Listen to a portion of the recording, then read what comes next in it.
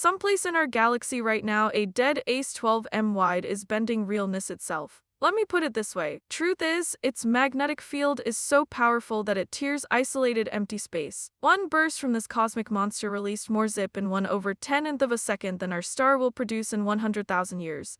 This isn't a black hole. This is something that might be evening stranger, a magnetar, an aim so extreme that it breaks the normal of physical science. We mentation were unbreakable. To be honest, if you enjoy uncovering the universe's darkest secrets, hit that like button and subscribe, because what we're about to explore will change how you see the night sky. Prepare yourselves. We get a monumental star scope, the end of its living. It has burned for 1 million of years, fusing elements in its core, building heavier and heavy atoms.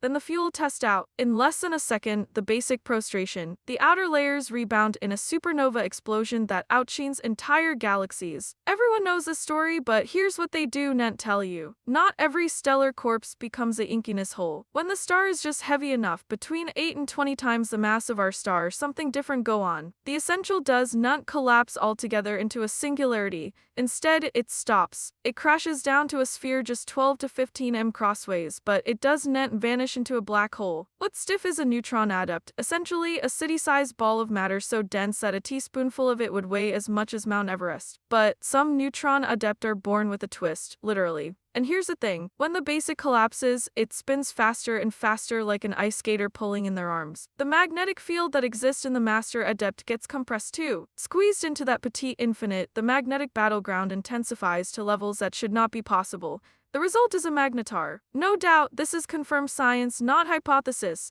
We've detected these objects, we've measured their emissions, and the numbers are terrifying.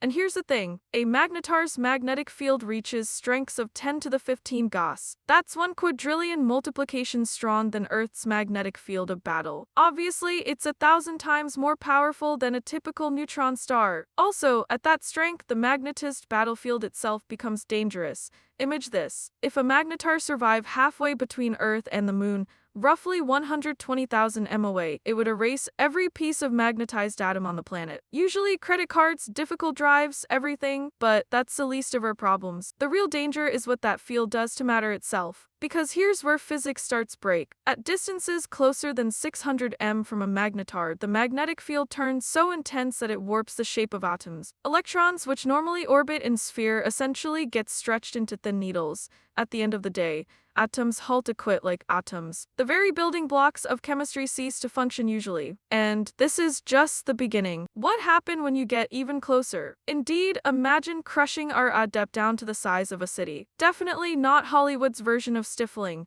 Real number physics crushing. Every atom smashed so tight that there's no space left between them. That's what you're dealing with. A magnetar is just about 12 m in diameter. Clearly, you could drive across it in 15 minutes. Honestly, yet pack into that impossibly small sphere is 1.4 times the batch of our entire star. This is not an estimate. Scientists have measured magnetar masses through their gravitational effects on nearby objects and the frequency of their pulses. Indeed, the numbers are consistent and deeply agitate. How does this work? In pattern matter, atoms are mostly empty space. The nucleus sits in the center, negatron orbit far away, and between them is nothing. But when a ace collapses into a neutron star, graveness crushes everything together. Really, the electrons get forced into the nucleus, combine with proton to develop neutrons. What's stiff is neutrons packed shoulder to shoulder with no gaps. This creates matter at atomic density. Honestly, that means 1 in of magnetar stuff would weigh over 600 million tons. A sugar cube of this material would weigh more than all of humanist compound. If you some way dropped a teaspoon of it onto Earth, it would slice through the land like it was none there, punching straight through to the other side of the planet. The density is so extreme that the surface soberness becomes hair-raising. Stand on a magnetar and you'd experience gravity 200 million times stronger than Earth's. That's 2 times 10^11. You'd not just be crushed. Your atoms would be ripped apart and smeared crosswise the surface in a layer 1 to midst. But even this is not the strangest part, because magnetars do not just sit still.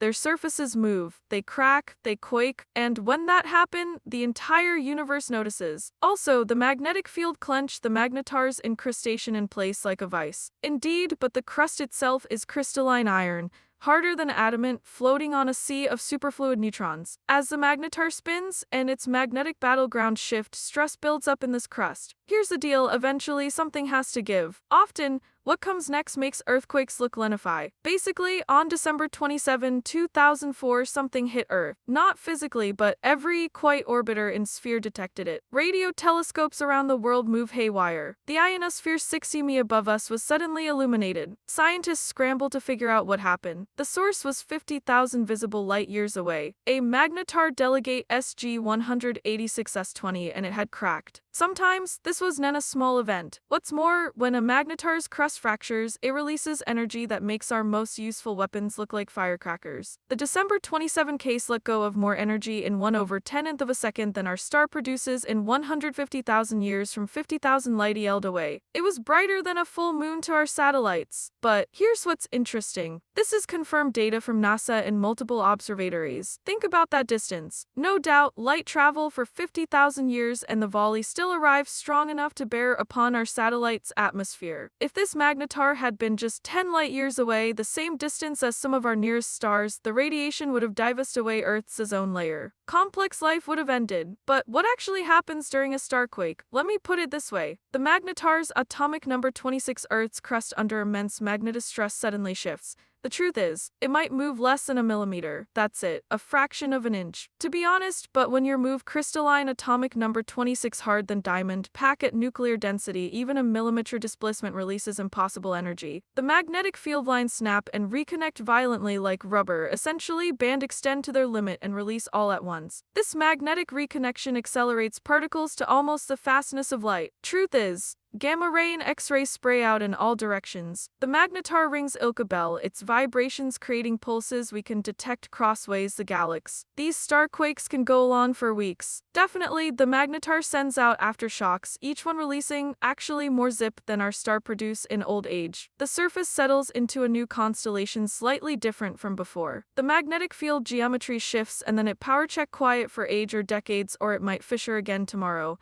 We cannot predict it. Each magnetar quit differently. Some are active, eruptible multiplication per year. Others go silent for decades before suddenly wakening. Because the real number mystery is what power all of this. We're still trying to grasp the pattern. Really, where does a magnetar get the energy to keep doing this? You cannot see a magnetar field, but it's there always. In fact, a sphere of twisted magnetized energy surround the dead ace, reach out hundreds of miles in every direction. And this battlefield does not just attract metal, it destroy reality. At 600 m from a magnetar, the magnetized field of battle strength hits about 1 billion G. That's confirmed through spectroscopic measurements of magnetar atmospheres and the cyclone resonance features in their X-ray spectrum. At this distance, quantum mechanism beginning failing. Here's what that means. Usually light traveling in heterosexual person lines through empty infinite, but near a magnetar...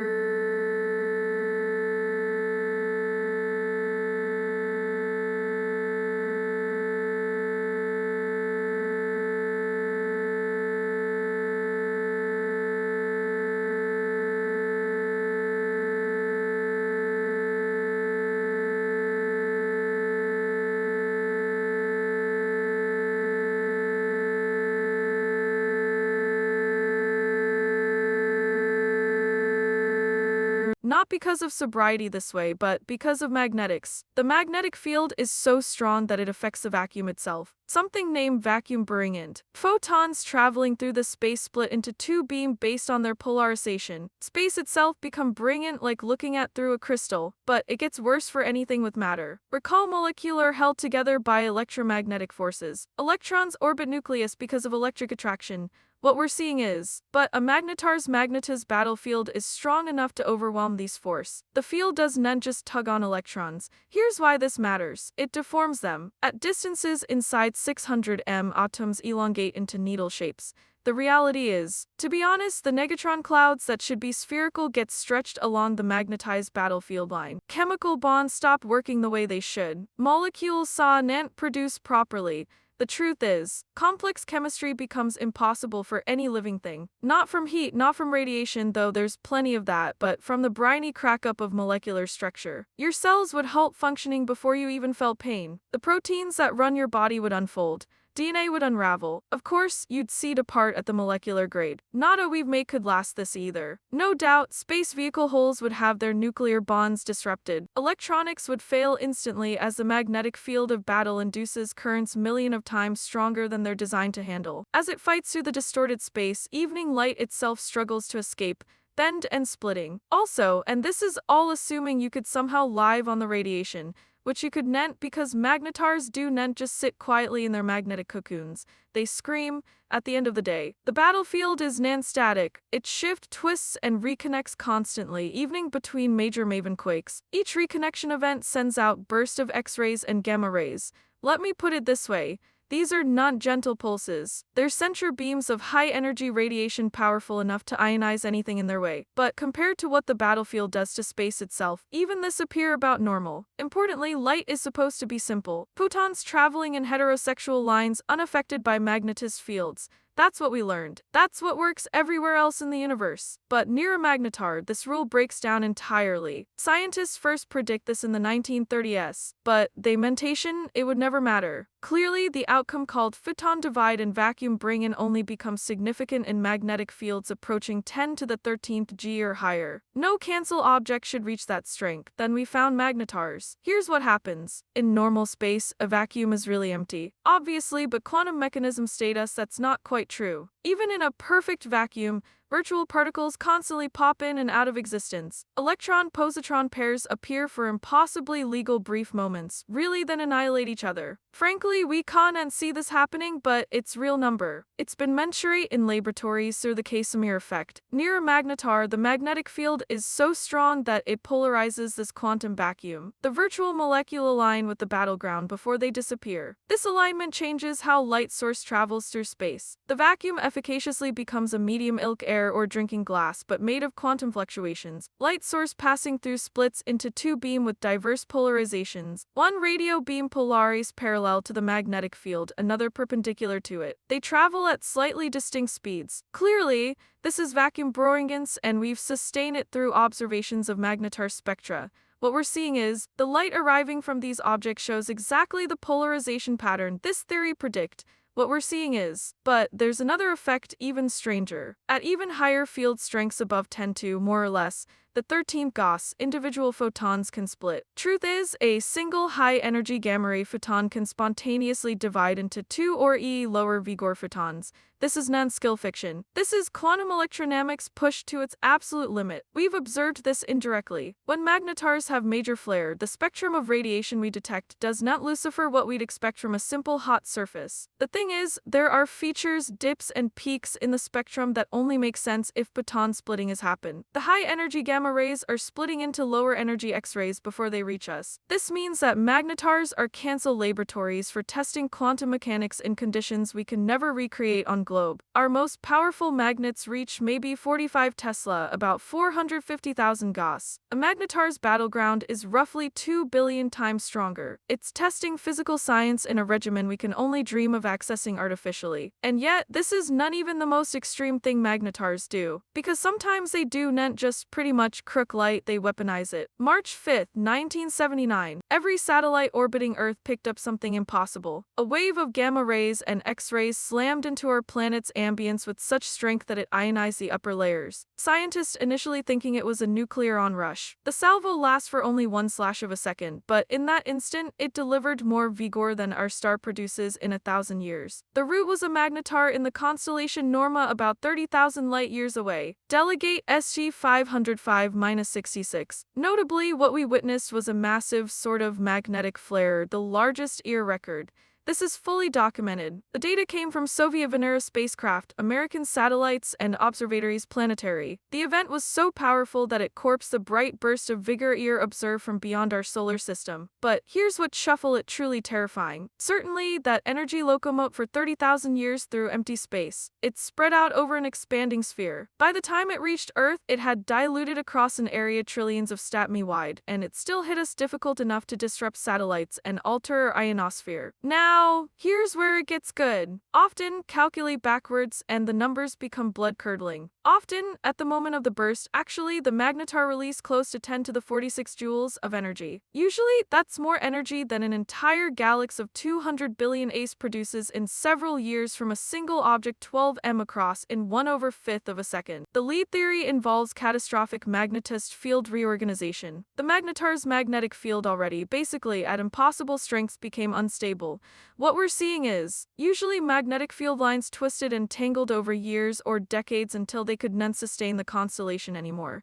Then they snarl. Imagine rubber bands wrapped about a musket ball, twisted tighter and tight. Clearly, eventually they break and whip dorsum violently. But these are not India rubber bands. Honestly, these are magnetized field lines carrying energy equivalent to the mass of small moons, according to Einstein's equation linking mass and vigor. Of course, when they reconnect, all that energy has to go someplace. It goes into accelerating particles. Electrons and ions get flung outbound at 99% of light speed. What's more, these molecules slam into the magnetar's own magnetic battleground further out, creating cascades of gamma ray through a procedure called synchrotron radiation. Here's the bottom line. Frankly, the magnetar effectively creates a massive gamma ray cannon firing in all directions. On top of that, for a month after the March 1979 case, astronomers observe a pulsing X-ray source at the same location. The magnetar was hush vibrating from the force of the flare, sending out regular pulses every 8 moments as it rotated. Evening after the catastrophic release, it still had decent energy to outshine thousands of normal stars. And this raises a disturbing question. If magnetars can do this once, can they do it again? Can they do it bigger? Nobody was looking for magnetars. The word did not even exist yet. Scientists in the 1970s were hush wrapping their heads about neutron stars and pulsars,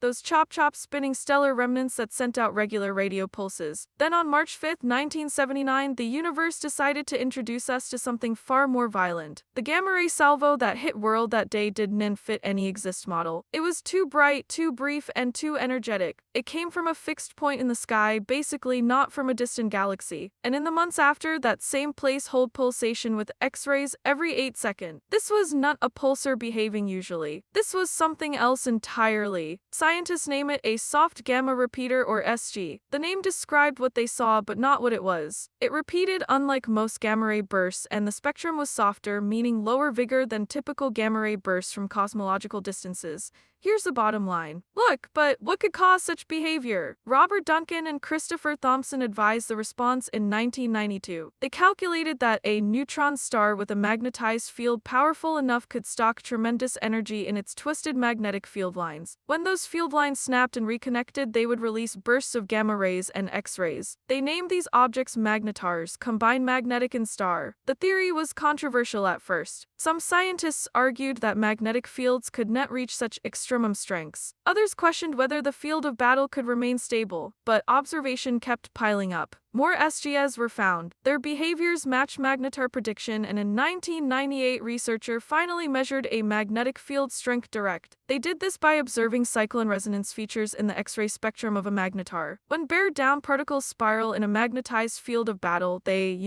emit radiation at specific frequencies determined by the field of battle strength. By measuring these frequency in the X-ray visible radiation coming from magnetars, scientists calculated field more or less of 1014 to 1015 Gauss, exactly what Duncan and Thompson had foretell. We've identified about 30 confirmed magnetars in our galaxy and nearby galaxies. Since then, look, there are probably more we haven't found yet, either because they're inactive or hidden behind dust. Each one we study reveals new mysteries. Some are hyperactive, bursting multiple times per year. Others halt silent for decades. Some emit radio waves. Others do not. Interestingly, we're hush learning the normal, but the uncovering taught us something profound. Also, the universe can create objects more extreme than we imagined. Actually, if magnetars exist, pushing magnetic fields to their theoretical limits, what else might be out there pushing other forces to their breaking points? And, August 27, essentially 1998, the Rossi X-ray Timing Explorer satellite was doing routine observance of the sky when something over the top go on. A magnetar designate SG 1900+14 erupted in a massive flare. The volley was so acute that it saturated the satellite's detector, overwhelming them with more X-rays than they were designed to grip. For several hours, the telescope was effectively blind. Its instrument had to reset and recalibrate. Engineers here on the dry land worried about permanent damage. This was not a design flaw. The satellite was built to study X-ray origin, but nobody anticipated an objective that could suddenly get 100,000 multiplication brighter in less than a minute. But here's what's interesting. Multiple X-ray satellites over the years have been temporarily disabled by magnetar flare. Really, in 2004, essentially when SG-186S-20 had its giant flare, it affected over a dozen space vehicles. Swift, Integral, Reich Easy, and others all enter the burst. Here's why this matters. Some instruments travel into protective modes. Others had their data corrupted by the sheer strength of the radiation.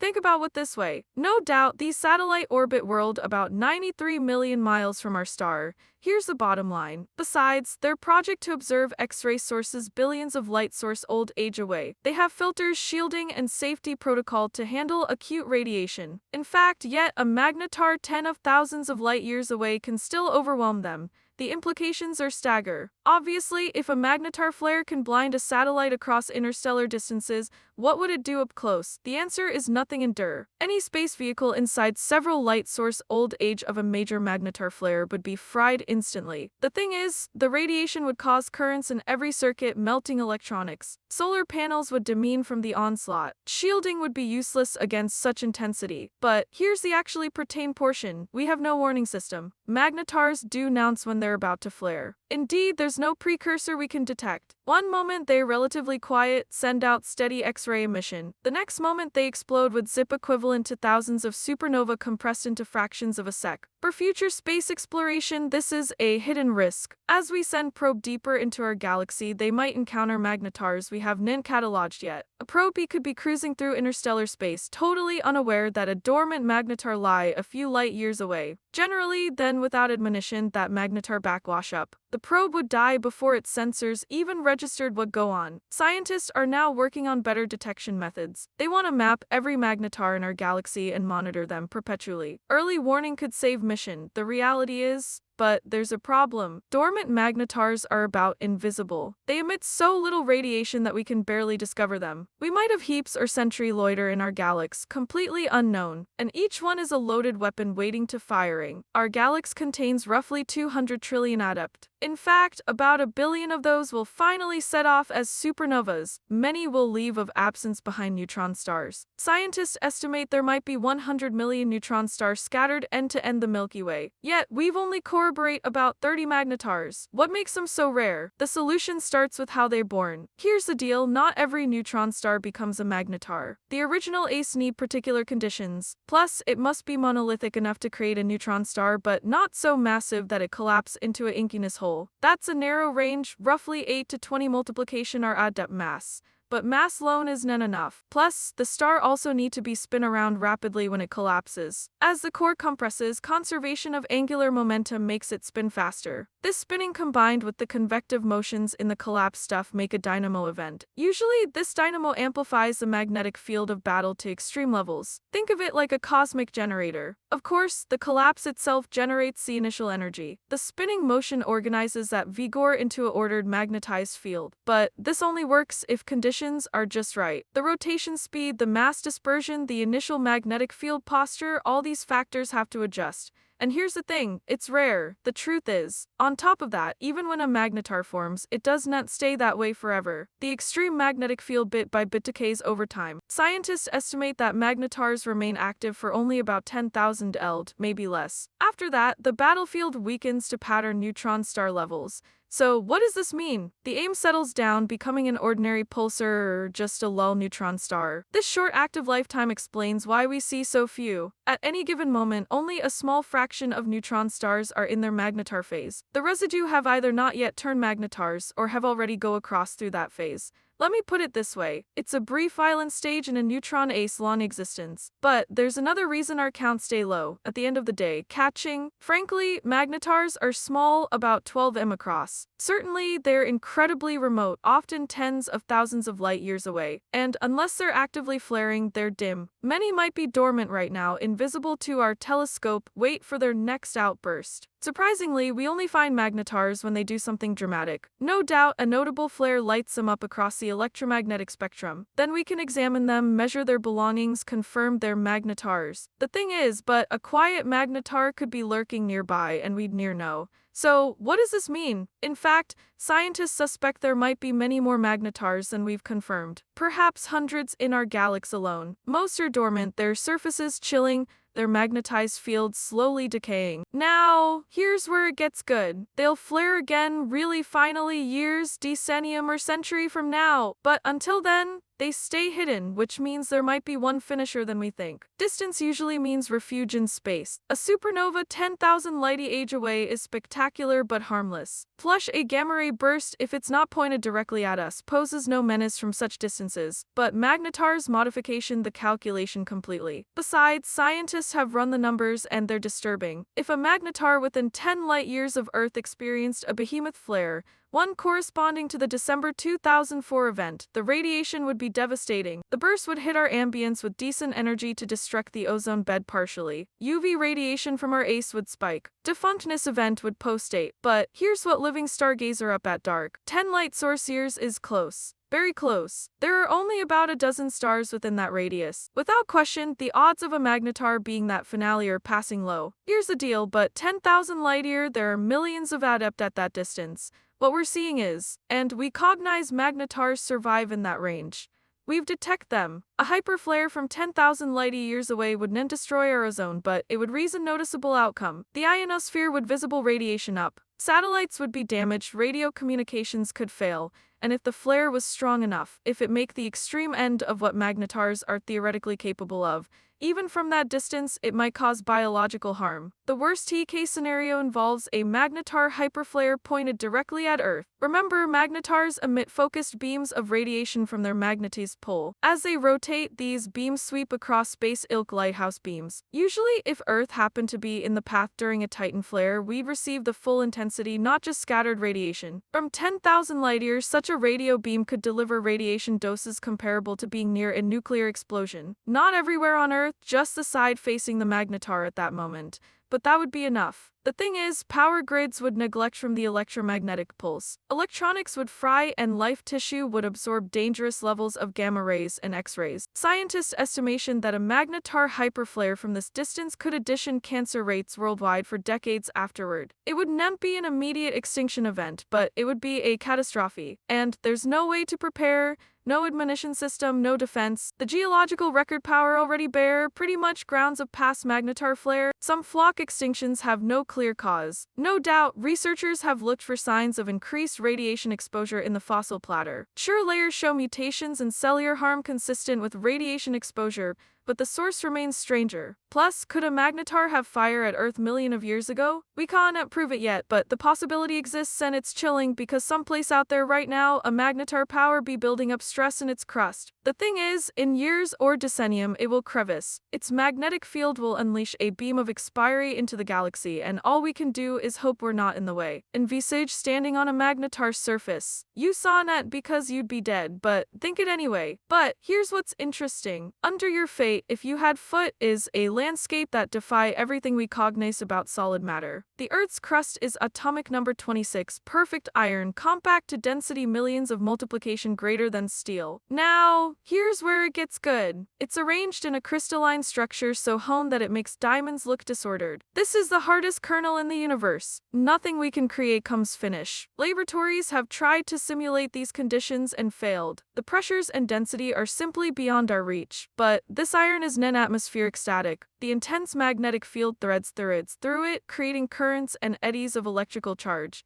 These currents generate heat. Really, not the kind of hotness you spirit from a fire. We're talking millions of degrees. The surface temperature of a young magnetar can scope 10 million deg. That's raging than the basic of our star. At these temperature, even crystalline iron starts to behave strangely. The outer bed, just the top few yards, exist in a province between solid and liquidity. The atoms vibrate so violently that they can slip past each other like a metal that's most melting, but held in place by the crushing gravity. Certainly deep down, the pressure increases, really, and the material core set solid state. Basically, but the surface has this weird plasticity. This atomic number 26 cracks, but not like glass shattering when a starquake happens. The crack moves at a significant fraction of light source speed, propagating through the ultra-heavy material, faster than sound in normal matter. The two sides of the crack suddenly shift, create a shear motion that releases the stored magnetic energy. The surface ripples. Waves relocation through the solid iron ilk water ripples in a pond, except these ripple are moving through material billion of multiplication dense and water. The magnetar rings like a buzzer, oscillating at particular frequencies ascertained by its size, mass, and internal construction. These oscillations proceed for weeks or months,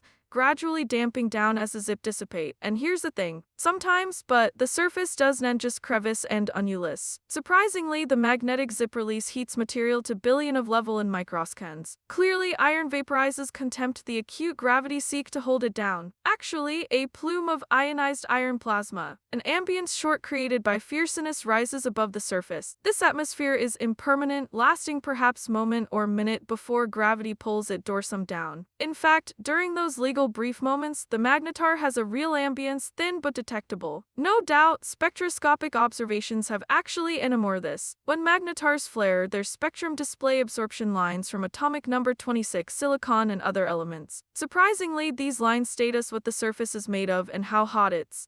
The data confirms our model. The surface is indeed iron, and it's indeed unthinkably hot. Here's the bottom line. No doubt, below the incrustation lies something even unknown, a liquid layer of neutrons unbound from protons flow freely. Scientists call this a neutron superfluid because it flows without any friction or viscosity. Without question, deeper hush, the neutrons might form exotic states of matter that we can just describe with stream physics. But all of that's hide beneath the atomic number 26, and the iron itself is already beyond our comprehension. Most magnetars do not have ambience, not ilk Earth's atmosphere anyway. The gravity is so acute that any gas would be pulled down and crushed into the surface nearly straight away. But magnetars do have something, a bed so thin it's scarcely there, yet so heavy it defies belief. Scientists call it a photosphere, though that's not quite accurate. It's the part where photons can finally escape from the dense material below. In formula stars, the photosphere is 1,000 of mile midst. In a magnetar, it's measured in cm, sometimes less, a bed just 1 speck thick. But that layer weighs million of tons per square inch. The density is so high that a bingle cm contains more mass than a mountain. Clearly, the photons struggling to flight through this layer get scattered billions of times, bouncing between atoms and electrons before finally breaking free. This scattering alters the spectrum we observe, creating the unique fingerprints that identify magnetars. The magnetic field of battle plays a vital role here too. It's so strong that it confines any material trying to escape. Electrons, ions, everything gets trapped along magnetic field line. They can relocation along these lines but not crosswise them. The result is extremely structured ambience, more ilk columns and sheets, and a uniform gas layer. When a magnetar flares, the magnetized field lines above the surface reconnect. Importantly, this magnetic reconnection suddenly releases pinned-down material. Importantly, plasma that was held in magnetic loops get flung outward at high speeds. For a brief time, the magnetar develops a real atmosphere extending maybe a 100 mile above the surface. This ejected stuff cools as it expands, pass off X-rays and gamma rays. We can observe this emission with our telescope. The spectrum shows features that reveal the temperature, density, and magnetic field strength of the material. It's one of the few ways we can probe conditions near a magnetar surface. But gravity always wins.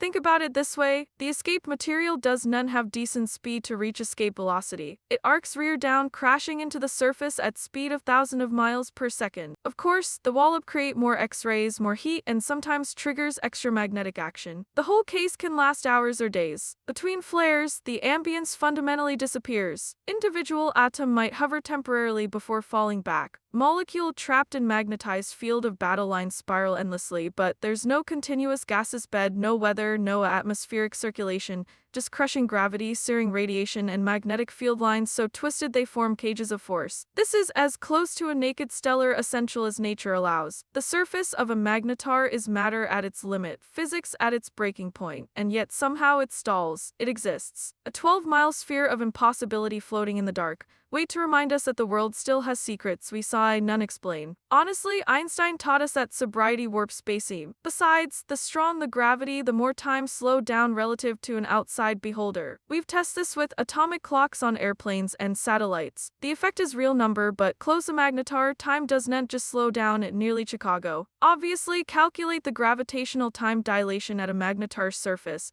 and you get numbers that seem wrong. For every second that passes on the magnetar, roughly 1.3 seconds walk for individual far away. That's a 30% difference. If you somehow stood on a magnetar for 1 12-month, about 16 months would pass for the rest of the universe. This is non-speculation. The maths is straightforward superior general relativity. We can step it indirectly through the visible radiation coming from magnetars. Photons climbing out of the intense gravitational field lose zip. Basically, they get redshifted, their wavelength stretched. The amount of redshift tells us, kind of, exactly how strong the gravity is. And the computing match theoretic predictions perfectly. But time dilatation creates unusual situations. Without question, imagine watching a magnetar from a distance with a Hone telescope.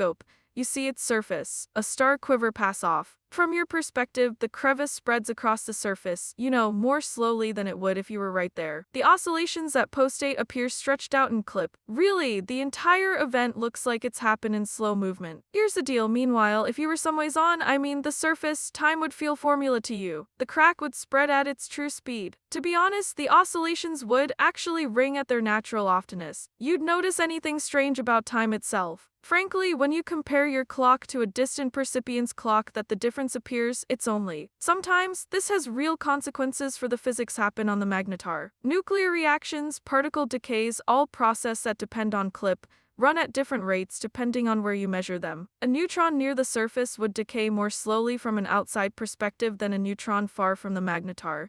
The difference is measurable. Scientists use these clip dilatation effects to test full general theory of relativity in extreme conditions. Generally, magnetars render a natural laboratory where gravity is strong enough to create noticeable effects, but not so strong that it collapses into a black hole. They're right at the border, the perfect testing ground. Some researchers have advised that magnetars could be used for preciousness tests of alternative gravity hypothesis. So what does this mean? If general theory of relativity break down any place, more or less, it would be here, where spacetime is stretched to its boundary. So far, the observation Lucifer genius is anticipation. But we support observation, living measuring, hoping to find a crack in the theory. Because if full general relativity does fail come on magnetars, it would revolutionize physics. Frankly, we'd need new theories to explain what holds these objects together, how they behave, why they do not prostration. The implications would ripple through every branch of science. Here's the deal, but for now, Einstein still reigns. Now, here's where it gets good. Clip bends near magnetars exactly as he predicted, and that bending is yet some other way these objects warp realness itself. Here's a job that keeps physicists aroused. Magnetist fields decay. Every magnet you've held more or less will eventually lose its magnetism. The atoms that build the field slowly drift out of alignment. Energy dissipates as hotness. Here's why this matters. It's inevitable. So why do net magnetar fields decline? In fact, they do decay actually, but improbably slowly. Scientists estimate a magnetar's field has a half-life of about 10,000 years. That means after 10,000 years, the field strength drops by 1/2. After some other 10,000, it halves again. Given enough time, a magnetar should get an ordinary neutron star with a much watery field of battle. But here's the mystery. Frankly, the zip store in a magnetar's magnetic field is enormous. We're talking about 10 to the 47 Joule, essentially roughly the Flock energy equivalent weight of a small satellite according to Einstein's famous equation. That energy has to summon from somewhere, and it has to be maintained somehow, at least for a while. The leading theory involves the magnetar's rotation. When a magnetar forms, it spins around, incredibly fasting, possibly a chillia times per sec. This rotation combined with convective motions in the newly formed neutron star could create the initial magnetic field through a dynamo process. It's similar to how Earth generates its magnetized field, but cranked up to impossible extremes. But there's a catch. The thing is, for this to piece of work, the magnetar demand a power beginning to drive the dynamo. Rotation provides some vigor, but not decent. Scientists think the key might be in the magnetar's internal structure. Certainly, neutron stars are uniform spheres. They have layers, crusts, superfluid cores. Different layers might rotate at diverse speeds, creating shear forces. These forces could keep the magnetist battlefield. Plus, some other possibleness regard exotic matter. In the fundamental of a neutron star, pressures are so extreme that neutrons might interruption down into their component quarks. Definitely, these quark could form unusual state of affair like quark cheese, glue Minoan plasma or even stranger configurations. Some theories hint that these alien states have unique magnetic properties that could sustain ultra-strong fields. Indeed, we do not cognize which hypothesis is correct. Mayhap all of them contribute. Maybe there's some other mechanism we have not thinking of. The datum we have is not detailed enough to rule out options. We demand more observations, better model, to be honest, plus possibly new natural philosophy to fully understand how magnetars maintain their fields. But here's what we do know. The field is there, it's mensurate, it's confirm, and it's doing thing that should not be possible harmonies to our standard models of magnetist field decline. Here's why this matters. Magnetars are violating expectations, pushing beyond what we thought nature allowed. Here's the bottom line, and every watching raises new inquiry. Some magnetars appear to have fields that are increasing kind of then decreasing. How is that possible? Others display composite battleground geometries that do not Lucifer simple models. The field of battle is not just strong. Basically, it's structured, twisted, knotted, and shipway we're only beginning to map. These objects are recounting us that we do not realize magnetized fields as well as we thought. Not at extreme energies, not in extremum conditions. Certainly, and until we fissure this mystery, magnetars will stay one step ahead of our possibility. Sometimes, not all magnetars behave the same way. Some are hyperactive, erupting dozens of times per year. Others go silent for decade only to, short wake up with a massive flare. This inconsistency has stuck scientists since we number 1 discovered these objects. In fact, what ascertain a magnetar's behavior? SCAR 18006-20 was dormant for over 20 years, quiet, unassuming. Then, on December 27, 2004, it produced the largest salvo ever recorded. The entire astronomic community was stunned. What triggered it? Why then? We still do not have complete answers. Compare that to SG 1900 plus 14, one more or less of the most active magnetars known. Between 1998 and 2002, it erupted century of times. Some bursts were small, others were important event. Then it calmed down. Importantly, now it's comparatively quiet, only producing occasional explosion. What changed? Scientists have proposed several hypotheses. Let me put it this way. One, regard the magnetar age. Young magnetars recently formed might be more active voice because their crusts are still settling. The magnetic field is reorganizing, causing frequent starquakes and flares. As the magnetar ages, it stabilizes and activity lessening. On top of that, this matches some observations, but not all. Some other hypothesis focuses on the magnetic field of battle geometry. If the battlefield is highly wriggle and complex, it power store more zip and atomic number 82 to more frequent reconnection events. Simpler battleground geometries might be more stalls, but we saw and directly observe a magnetar's field structure. We have to infer it from the timing and spectrum of bursts, which leaves a lot of uncertainty. Generally, temperature might also play a office. Magnetars cool over time as they radiate away their internal heat. Really, a hotter magnetar power have a more fluid interior, allowing the Earth's crust and core to interact more dynamically. Plus, this could trigger more starquakes. As the magnetar cool, the interior stiffens and activity drops. This theory has some support from thermal discharge observations, but none of these hypotheses fully explain the data. Clearly, some magnetars do not follow the expected patterns. They halt active voice longer than they should, or they go lull earlier than Pharrell. Basically, and the sudden awakening of dormant magnetars like the 2004 case suggests that even a seemingly dead magnetar can harbor hidden stresses ready to erupt. There might also be external factors we have not considered. Often, could interactions with nearby objective trigger flare. In fact, if a magnetar is in a binary system, maybe the companion star's gravitative influence causes tidal ascent that finally lead to starquakes. Truth is,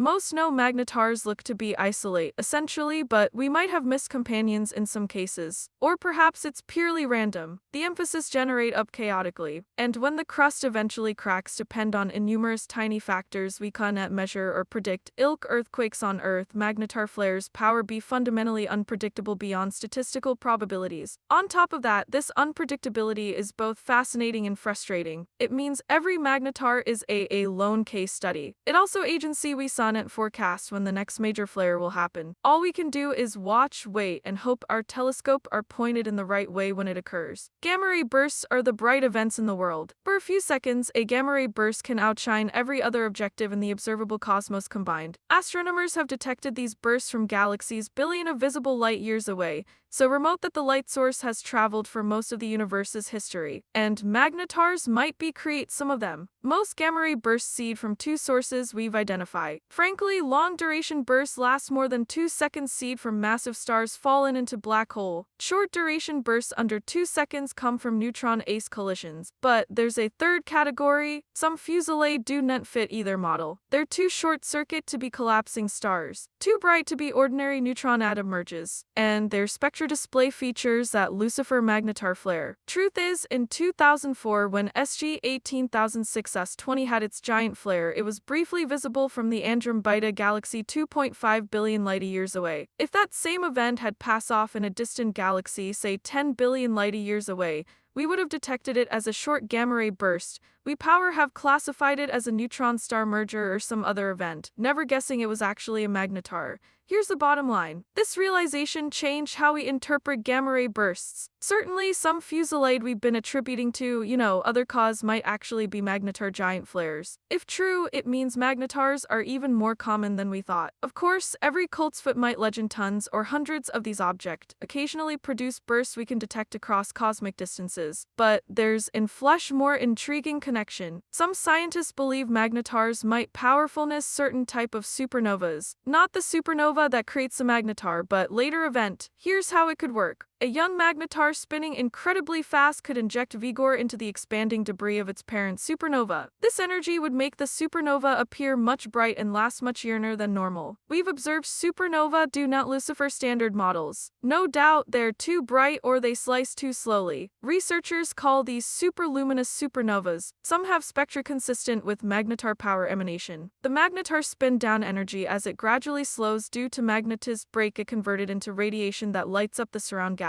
Frankly, it's like having a cosmic light bulb inside the supernova remnant. Magnetars are not just interesting in their own right, if this is correct. They're key players in multiple cosmic phenomenon. They shape supernova evolution. At the end of the day, they create gamma-ray bursts. They even seed the creation with heavy elements through their violent eruptions. The stuff they bang into space, enriched with atomic number 26 and other metal, could contribute to the chemical makeup of hereafter generations of adeptant planets. Truth is, this web of connections shows how important magnetars are to cosmic ecology. They're not isolated oddities. They're portion of the grand rhythm of stellar birth, life, and death. And every time we study one, we learn something new about how the universe works. Imagine the scenario. A monumental star roughly 200 light source years from our solar system range the end of its life. It explodes in a supernova.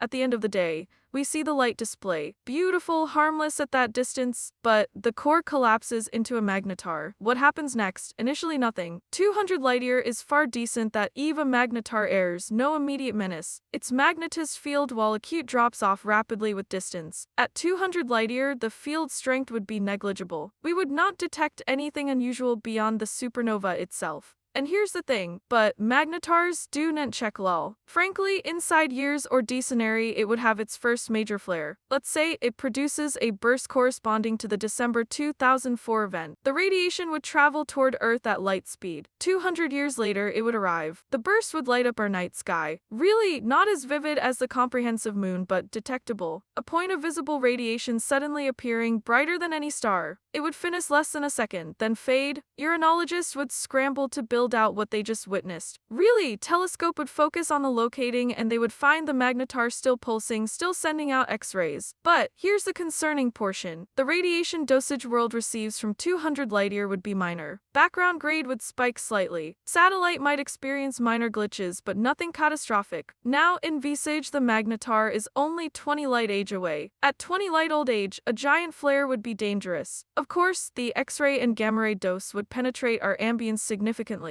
The ozone bed would takings damage. Not complete devastation, but enough to addition surface UV radiation for old age. Cancer rates would climb. Ecosystem spiritualist to UV would battle. Marine plankton, which form the base of the ocean food chemical chain, would die off in large numbers. At 10 light-years, we're in catastrophe territory. A magnetar Titan flare from this distance would be in defunctness level case. The ozone bed would be shredded. UV radiation from our star would sterilize the surface. Complex life would retreat to caves and deep oceans. The thing is, some species would survive, but most would not. Human civilization would face collapse. And here's the truly terrorized thought. We would know until it was over. The flare travels at light source fastness. There's no warning. One moment, everything is formula. Clearly, the next, our sky lights up with deadly radiation. Now, here's where it gets good. By the clip we detect it, we're already bathing it. There's no time to prepare, no chance to protect ourselves. The truth is, fortunately, the odds are extremely low. Monumental ace open of produce magnetars are rare. Most are far away. The nearest cognized massive maven is probably over 100 light-years away. And even if it did go supernova, the fortune of the core become a magnetar rather than a black hole or fixture neutron adept is maybe 1 in 10. And then the chance of it flaring toward Earth during its brief active voice lifetime is flesh smaller. But the universe is old and large. Somewhere sometime, a civilization might not be so lucky. They might come on a magnetar, and when it wakes up, their story ends. Inkiness hole get all the attention. Really, they're the universe's ultimate destroyers, the objects that swallow everything. Nothing escapes, not even light. Pop culture loves them. Movies feature them as cosmic villains. Obviously, but ask a physicist which object is really more dangerous and you might get a surprise reply.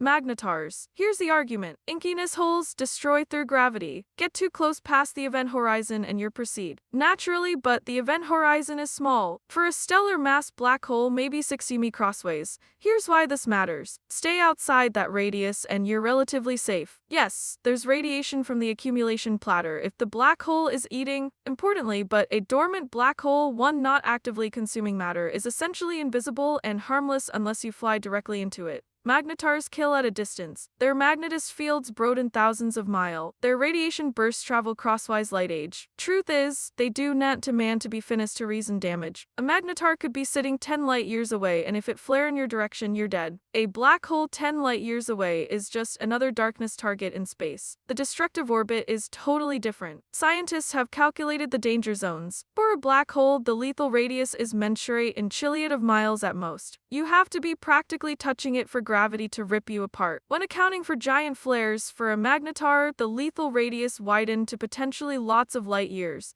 And here's the thing, that's billion of times big. Notably, but black hole advocates pushing back. Of course, they argue that black holes are eternally. A magnetar is active for possibly 10,000 years. What's more, a inkiness hole exists until the universe ends. Clearly, given enough clip, a black hole will consume more fare, ruin more structure, and have a greater cumulative impact on the universe. Naturally, they also point to crack monumental black holes at galaxy centers. These monsters contain billions of times the flock of our ace. When they're actively eating, they create jets of radiation and matter that broaden hundreds of thousands of light years. These jets sterilize stallion area of galaxies, preventing star formation and wiping out any life that might have emerged. No magnetar can compete with that graduated table of demolition. What's more, yet the magnetar supporters have a counter-argument. Those super monolithic black holes grounds gradual destruction over millions of years.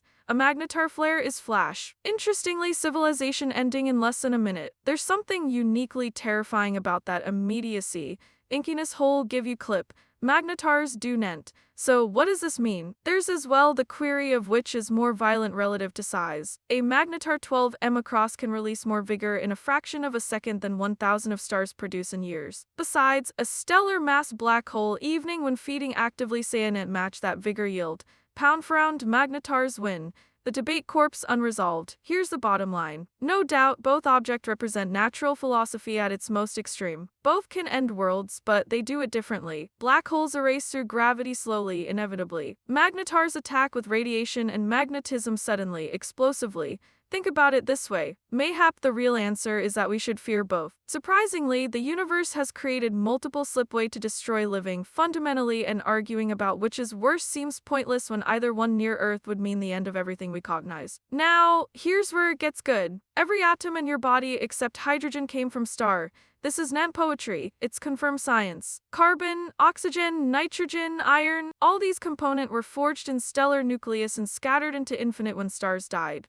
But there's a mystery. Obviously, some heavy elements, The really massive ones should not survive in the quantities we observe. Creating elements heavy than iron requires particular conditions. No doubt, you need intense neutron bombardment, temperatures in the billions of degrees, and precise timing. Supernova provides some of this. Neutron-star collision provide more, at the end of the day, but computations show these sources alone cannot explicate all the heavy element we detect in the universe. Something else must be contributing. Enter magnetars. When a magnetar erupts, it does not just release radiation, it ejects neutron-rich material from the surface gets blasted into infinite at critical fractions of light speed. This material is improbably thick, packed with neutrons that have not yet decayed, and it's moved through a radiation field intense enough to thrust atomic reaction. Here's the bottom line. These conditions are perfect for rapid neutron seizure, the R procedure that creates heavy element. Neutrons slam into survive nuclei, building heavier and heavier atoms in milliseconds. Amber, platinum, atomic number 92 elements that are rare and precious on Earth form in abundance during these violent events. The magnetar is essentially a cosmic foundry manufacturing heavy constituent through gross violence. Scientists have found ground supporting this in meteorite samples. Some ancient meteorites contain isotope ratio that do not match supernova prevision. They show excess amount of certain heavy elements enriched beyond what measure models form. The ratios Lucifer what you'd expect from our procedure nucleoanthesis in extreme magnetic fields. The deduction are flounder. Every amber atom in existence power have passed, through a magnetar flare billions of years ago. Here's why this matters. The platinum and catalytic converters, the uranium and nuclear reactors, the rare world elements in electronics, all possibly created during moment of unimaginable violence on magnetar surfaces. But there's more. Clearly, the exclude stuff does not just float off into infinite. Interestingly, it slams into the surrounding gas and junk at high speed, creates shock waves. Now, here's where it gets good. These shock wave compress the material, activate star formation. Here's why this matters. New stars bare from magnetar ejector would be enriched with heavy elements from the get-go. Let me put it this way. Their planet would have more alloy, more composite chemistry, better conditions for life. This creates a feedback loop. Magnetars develop heavy component. Those elements form new stars and planet. Some of those stars eventually become magnetars themselves. Honestly, the cycle continues gradually enriching the existence with heavier and heavier component. Over billions of years, this process transformed the chemical composing of entire galaxies. We might owe our existence to magnetars. Earth is iron essential, the metals in our engineering. Even the trace elements essential for biology might have originated in magnetar flares billions of years ago. Without these violent events, our satellite might have been too metal poor to develop composite life. So the next clip you clench a piece of gold or use a device with rare earth, elements.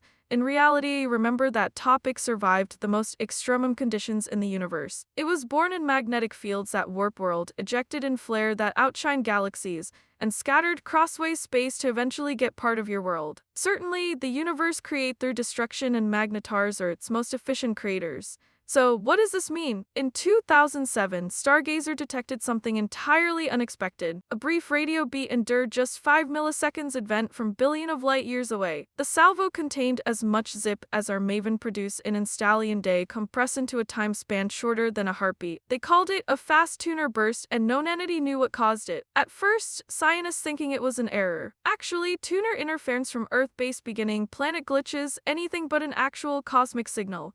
But more bursts appeared. Different telescope, different locations, all detect like pulsation. By 2020, Astronomers had cataloged over 1,000 fasting radio bursts. They were real, they were common, and they were mysterious. Here's what makes them unusual. The bursts come up from random directions across the sky. They did not repeat. At least most of them did not. They showed no practice. The energy required to produce them was tremendous. Yet, the source had to be pretty much incredibly small to impulse that chop-chop. Here's the deal. Only a compact target could flicker in milliseconds. That meant neutron stars or black hole, but doing what? Some fast wireless bursts did repeat. The same spot in the sky would pulse again day or month ulterior. This was crucial. It entailed the source was not destroying itself. Whatsoever create these bursts survive to salvo again. That ruled out catastrophic events like supernova explosion or neutron star collisions. Then, in 2020 come up the breakthrough. A fasting radio volley was detected from within our own galaxy. Think about it this way. The location matched a cognized Magnetar SG 1935 asset 2154. The timing matched a period when the Magnetar was actively flaring. The connection was undeniable. At least some fast wireless bursts come from magnetars. But how? Magnetars breathe X-rays and gamma rays during flares. On top of that, wireless waves are completely distinct, much lower energy. Create intense radio emission requires specific conditions. Surprisingly, charged molecules need to be accelerated in magnetized fields, then made to emit coherent radiation. It's a composite procedure that scientists are working to recognize. The leading theory involves magnetized field line reconnection outside the magnetar. When battleground lines snatch and reconfigure, they establish electric fields that speed up electrons to extreme speeds. Here's the bottom line. These negatron moving through the acute magnetic battlefield emit synchrotron radiation. Under the right conditions, this radiation becomes coherent, amplifying into a powerful radio pulse that beams out into space. Not all scientists take this explanation. Also, some debate that magnetars set and reduce the brightest fast radio bursts we've detected. Those take more extremum conditions. They advise alternatives involving binary systems, strange quark cheese matter, or flesh more alien physics. The debate continue. What we do know is that fast radio bursts are now a tool for perusal the universe. The radio waves travel through intergalactic space, getting dispersed by free electrons along the way. Certainly, by measurement this dispersion, we can cipher how much matter the signaling go across through. This tells us about the distribution of material between galaxies, the stuff we normally sun and see. Fast wireless explosion have as well revealed that the universe is more crowded than we thought. Naturally, if magnetars are producing signal and we're detection thousands of them from distant galaxies, then magnetars must be implausibly common. Every galaxy might host hundreds or thousands. We are only seeing the tip of a vast population. And here's the innervate part. Some fast radio fusillade are coming from objects billions of light age away. The signal left-wing those origin, when the universe was young. We're detecting echoes of magnetar fierceness from cosmic dawn. And if magnetars exist or some, then they might have shaped the early existence in shipway we're only beginning to understand. The truth is, to be honest, basically, inside every magnetar is a secret. We cognize the outer incrustation is crystalline atomic number 26. Usually, we know there's a neutron superfluid layer beneath, but the core, the very center where force per unit area reaches its absolute maximum, that's where things get strange. And some physicists think the core might bear topic that doesn't exist anywhere else in the creation. At the center of a magnetar, the pressure reaches 1 to 2 times 1035 pascals. Think about it this way. That's a number so large it's meaningless in everyday terms. It's million of multiplication higher than the pressure at Earth's core. Look, at these extremes, neutrons themselves might happy chance down into their constituent quarks. This create quark affair, in reality a state so dense that the boundaries between individual particles blur. Quarks normally exist in grouping of 3, forming protons and neutrons. Look, but under extremum pressure, these groups might dissolve. The quarks would flow freely, creating a quark cheese gluon plasma similar to what survived microseconds after the Big Bang. At the end of the day, laboratory experiments at molecular colliders have created tiny amounts of this material existing for mere moments inside magnetars. Plus, it could be stable and permanent, but there's an even stranger possibility. Unknown quark cheese matter. Notably, quarks come in 6 case-name flavors. Up and down quarks produce normal matter. Notably, but there are also strange quark, charm quarks, top and bottom quark. Clearly, under normal conditions, these exotic quark are unstable and decay quickly. The truth is, but at magnetar central pressures, unusual quarks might become stable. If this go on, the core could transmute into strange quark matter, a material theory is but never confirmed. This substance would be dense and formula neutron matter and potentially more stalls. Some calculations suggest that strange quark thing might in reality be the true upground province of matter, meaning regular atoms are just metastable configuration wait to convert. This leads to a terrifying scenario. If strange quark affair is more stable, contact with formula affair could trigger a chain reaction. Importantly, the normal matter converts to unusual thing on contact. This conversion releases energy, triggering more conversions. So, what does this mean? In possibility, a single speck of strange matter could change over an entire planet in a minute. Indeed, scientists call these hypothetical objects strange stars or quark adept. From the outside, they'd face similar to neutron stars. Same size, similar mass, like surface gravity, but the interior would be fundamentally different. Plus, and some researchers think magnetars might actually be quark star rather than neutron stars. The extreme magnetic fields could be a signature of the exotic matter inside. The truth is, there's restrict evidence back up this. Some magnetar observations show properties that do not quite Lucifer pure neutron star models. Their multitude, radii, and cooling rate sometimes deviate slimly from predictions. These deviations could indicate an exotic constitution, but the data is not conclusive. Regular neutron stars with unusual intragroup construction might also explicate the observations. Testing this postulate improve measurements. We need to precisely determine magnetar masses and radii. We demand to observe their cooling behavior over decades, and we need to discover their gravitative waves if they produce any. These measurements could reveal whether the cores are made of neutrons or something stranger. The implications extend beyond magnetars. If quark matter exists stably in nature, it changes our understanding of matter itself. Also, it means the periodic table is at the end of the story. Frankly, there are denser, more compact arrangements of quarks waiting to be observed, and somewhere in the existence in the cores of the kind of densest object we cognize that topic exists right now. We power be life in a universe where most matter is in an excited province kept from its true-up form only by the absence of extreme pressure. When gravity strips away all pretense, magnetar cores could be windows into the key nature of reality, showing us what matter really is. Definitely, February 18, 2008, the European Infinite A's Integral Satellite was conducting a turn gamma-ray survey. Naturally, its instruments were calibrated, its systems nominal. Then, without admonition, every detector went blind. The satellite's datum stream filled with racket. In fact, engineers on the dry land clambered to understand what happened. Now, here's where it gets good. The culprit was SG 508-66, a magnetar about 16,000 light-years away. Here's why this matters. It had erupted in a massive flare, sending a moving ridge of gamma rays and X-rays across the galaxy. Obviously, the burst lasted only seconds, but in that time it present more high-energy radiation to inherent than the satellite normally received in months. Built-in was not contrived for this. Its instrument could handle distinctive gamma ray, basically sources, flush powerful ace. But a magnetar flare at finis reach, cosmically speaking, overwhelmed every refuge margin. The detectors saturated. Electronics experience massive induced current from the electromagnetic pulse. Interestingly, for several minutes, the planet was efficaciously useless. But here's the remarkable portion. Integral survived. Its scheme rebooted automatically. Sensor reset themselves. Within an hour, the satellite was rear online, slenderly damaged but functional. It had been hit by radiation equivalent to a point-blank atomic explosion, and it kept working. That's engineering excellence combined with unbelievable luck. The fate was in the orientation. When the burst arrived, Integral happened to be positioned so its main instruments were designated away from the magnetar. The radiation hit the side of the spacecraft, not the sensitive detector faces. Often, the instruments would have taken the thorough blast straight. If the satellite had been oriented differently, they probably would none have endured. Other spacecraft were not so fortunate. When the flare hit, the Swift orbiter designed specifically to detect gamma-ray explosion was besides observed. Its instruments saturated even more completely than Integral's. It took hours to fully recover. Some detectors showed lasting damage, slenderly degraded performance that die hard for the rest of the mission. The Mars Odyssey orbiter circling Mars at the time discovered the burst as well. It was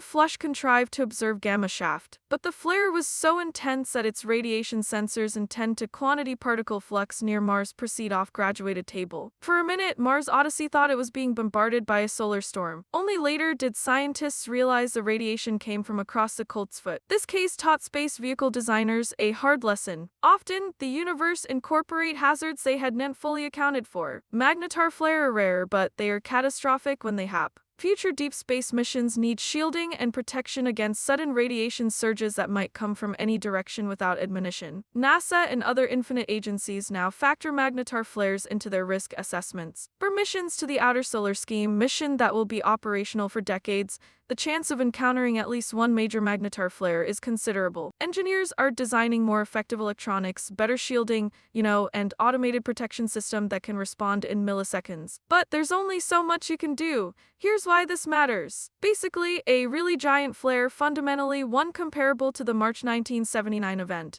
would ruin most space vehicle regardless of shielding. But here's what's interesting. Usually, the radiation intensity would simply be too high. electronics would fry, solar panels would degrade straight off. Even the space vehicle construction itself powers suffer damage from the acute electromagnetic fields inducing currents through metal components. Certainly, future interstellar probes face even greater risks. As we send spacecraft toward nearby star, they'll spend decades or centuries in trench space. The probability of a magnetar flare intersecting their path addition with time. We power lose probes to events we saw not predict or preclude. So, what does this mean? It's a sober thought. Our ambitions to explore the cult's foot are constrained by the galaxy's own violence.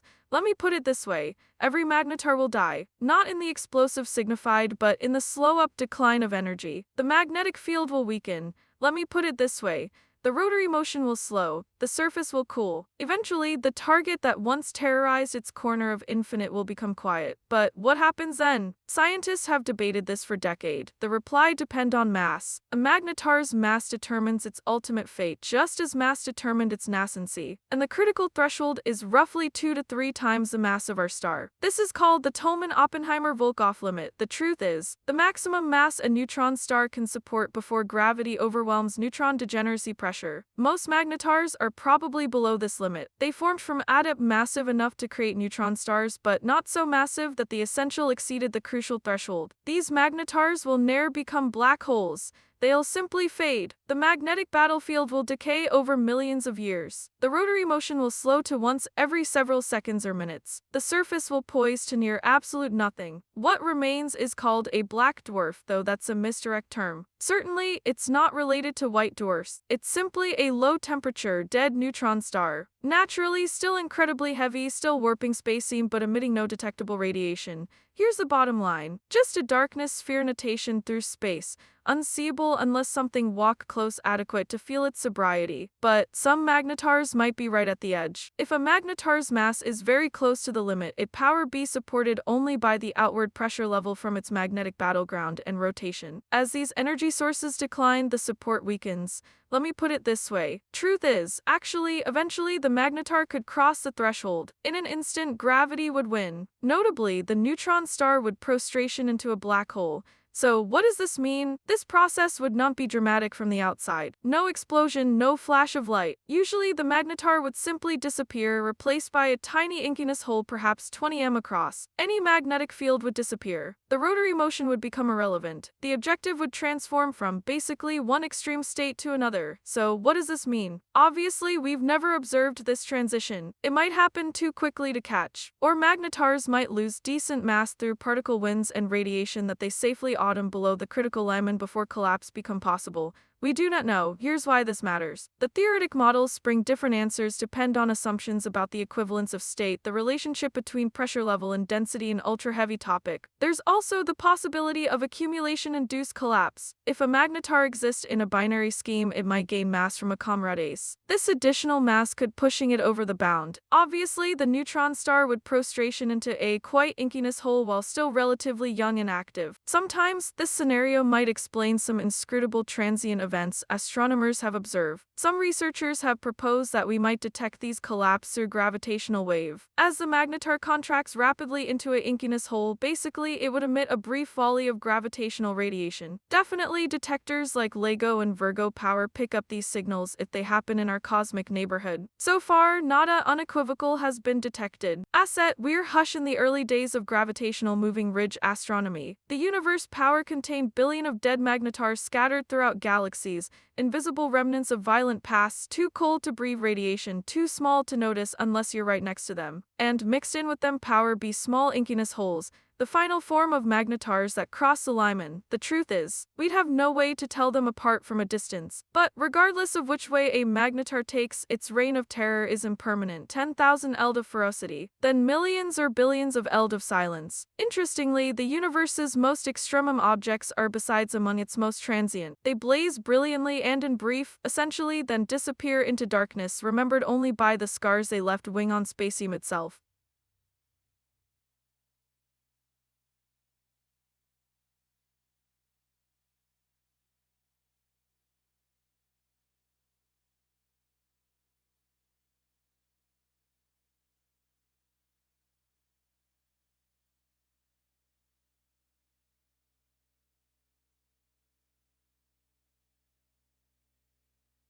Not because our theories are incomplete though but because nature itself has boundaries. So what does this mean? There are level best temperatures, maximum densities, maximum field posture beyond which the laws we know break down completely. Magnetars thrust us right up against several of these limits. Start with magnetic field strength. In hypothesis, magnetic fields can increase without bound, but practically they saw an end. Also, at about 10 to 17 Gauss, the magnetic field becomes so strong that the energy denseness transcends the deal energy density of topic itself. The field would curve spacey more than the object creating it. It become gravitationally self-interactive, generating its own graveness. This is called the quantum critical battlefield strength. Magnetars range fields of 10 to the 15 G. That's only 1% of the quantum critical bound, but it's finish enough that quantum effects turn important. Virtual corpuscle in the vacuum respond to the field. Photon split. The vacancy become polarized. And here's the thing, we're in a regime where quantum mechanics and general relativity start overlapping. Of course, the regime where our possibilities struggle. Naturally, testing natural philosophy in these conditions is impossible in laboratory. Our strong sustained magnetic fields reach maybe 50 Tesla, about 500,000 G. We can generate higher fields in pulse fusillade, but only for microseconds before the equipment destroys itself. To range magnetar level fields would require energies we only do not have access to. Nature supply the laboratory we saw not build. The reality is,